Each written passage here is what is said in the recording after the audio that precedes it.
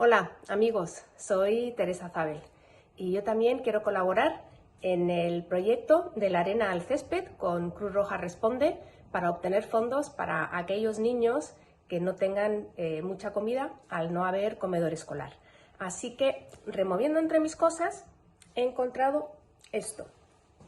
Es un cordobán precioso que me regaló el Ayuntamiento de Córdoba en el año 92, con motivo de haber ganado los Juegos Olímpicos, el Campeonato del Mundo y el Campeonato de Europa.